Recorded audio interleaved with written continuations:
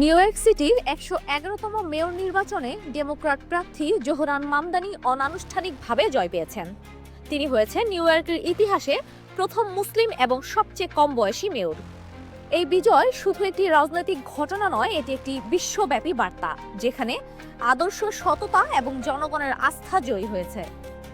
মামদানির বিরুদ্ধে চালানো হয়েছিল নানা প্রোপাগান্ডা। তাকে বলা হয়েছিল শরিয়া আইন চালু করবে, নিউ ইয়র্কে মিনি মাদ্রাসা বানাবে, মেয়েরা বোরকা পরবে, এমনকি ডোনাল্ড ট্রাম্প তাকে পাগল উন্মাদ বলেও আখ্যা দিয়েছিলেন। তবুও জনগণ এসব গুজবকে পাশ কাটিয়ে আদর্শিক রাজনীতিকে বেছে নিয়েছে।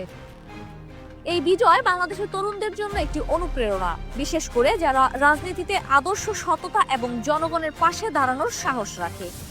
ডাকসুর সাবেক ভিপি সাদিক কায়েম একজন সাহসী, জনপ্রিয় ও তরুণ নেতা। তিনি ঢাকা বিশ্ববিদ্যালয়ে ১৪,০০০-এর বেশি ভোট পেয়ে নির্বাচিত হয়েছিলেন। তার নেতৃত্ব, তার সাহস এবং তার গ্রহণযোগ্যতা অনেকেই জোহরান মামদানির সঙ্গে তুলনা করেছেন। যদি সাদিক কায়েম ঢাকা ৮ থেকে জাতীয় নির্বাচনে অংশ নেন, তাহলে সেটিও হতে পারে একটি প্রতীকী পরিবর্তনের সূচনা, একটি বার্তা, পুরানো রাজনীতির দিন শেষ, তরুণদের সময় এসেছে।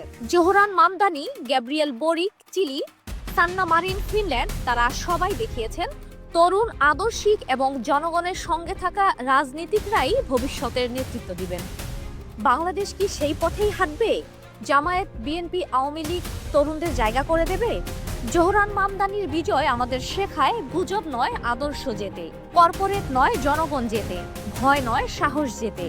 বাংলাদেশের তরুণ রাজনীতিকদের জন্য এটি একটি জাগরণের ঘণ্টা। সাদিক কায়েমের মতো নেতারা যদি সামনে আসেন, তাহলে রাজনীতির চেহারা বদলে যেতে পারে। ভালো লাগলে লাইক দিন, শেয়ার করুন আর সাবস্ক্রাইব করতে ভুলবেন না।